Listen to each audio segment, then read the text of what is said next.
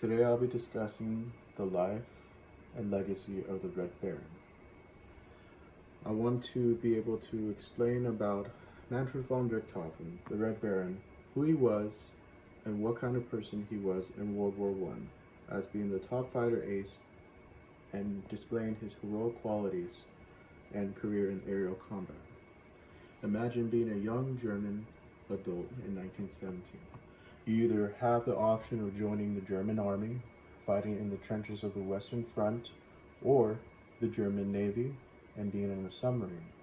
Those don't look like two good options to survive. However, there's a third option, and the third option is the German Air Service.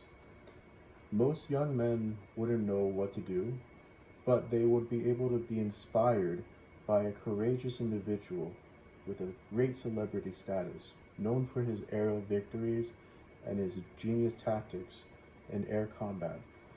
He is known as the Red Baron, Manfred von Richthofen. He has a picture at a recruiter's office showing his demeanor and cold, commanding presence. That inspires many volunteers to try out the air service and to live up to the legacy that he displays and inspires in all young men at the time. Manfred von Richthofen was born in Silesia, which was Lower Prussia in modern-day Poland, May 2nd of 1892, into a Prussian noble family. At a young age, he showed great accomplishments, with being a great hunter, was being able to ride horses, and a great sportsman. At the age of 11, he decided to enroll as a cadet at the Wahlstatt Military Academy for Young Men. And in 1909, he graduated, becoming a commissioned officer in the German cavalry at the age of 18. When World War I broke out in June of 1914, he decided to stay in the cavalry and deliver messages. He was very great at riding horses and delivering messages to the front lines, which earned him an Iron Cross. But by the time that the war bogged down into stalemate, the cavalry was disbanded, and von Richthofen wasn't able to do anything else. He decided to look into the air service, and he at first became a backseat observer, and later he decided to become a pilot. But on his first flight, he crashed. However, with his determination, he showed one German ace that he was able to impress. His name was Oswald Blocher, and Blocher was able to get him into his squadron called Josta II.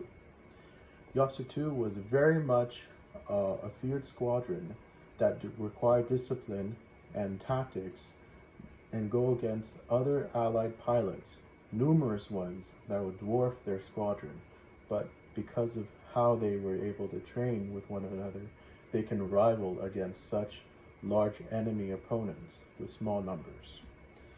Von Richt, in the military and early days of aerial combat by Lieutenant Colonel Golda Eldridge, one quote says, "His new method of air fighting focused on teamwork, discipline, and teaching his pilots always to seek an advantage to work together in their air attack."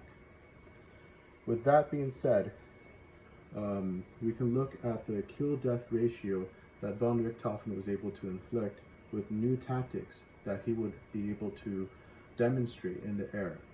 Sometimes the British would have a hard time showing new ways to counter von Richthofen's tactics. Von Richthofen would like to go up in the clouds and be able to obscure his enemy's vision by having the sunlight hit the enemy's eyes and then come down at a perpendicular angle, surprising them. Usually von Richthofen wouldn't want to be able to take on as many opponents, and the way he would win would ensure if he could fly and fight, he can secure a win. And if he couldn't fight, he would fly away. And that's what made him very famous, because he didn't use his arrogance. He used his cleverness to get out of situations he couldn't handle.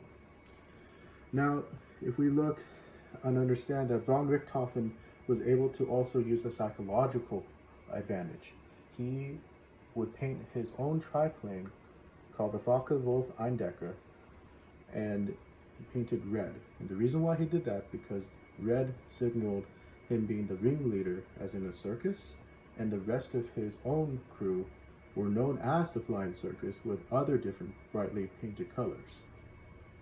Now, if we understand this, of the difference in dogfighting, von Richthofen was able to show that even though he was such a skilled pilot, he was actually not able to live that long.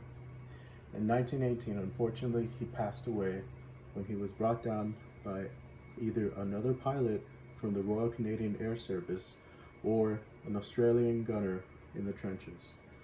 However, his enemies respected him so much that he received a full funeral with military honors and was buried with respect. With his legacy, he demonstrated that aerial combat is something to be studied and understood with such respect and honor that he would always, quote, having that nobility side of him be able to carry himself through the war. Now that we reached the end of my presentation, I'm going to conclude that we learned that the Red Baron's early life and military and legacy lives on today in the modern world. Manfred von Richthofen left a mark in history as one of the best pilots of his time. We look back and understand that Richthofen wasn't just a fighter pilot serving his country, but a man who had the honor and lived by a moral code. With his reputation unmatched by any other pilot in World War I, the Red Baron demonstrated courage and bravery at a time when the world wanted to tear itself apart. He kept his humanity in check and always inspired others to do the same, friend or foe alike. Thank you for hearing my presentation. Here are my sources.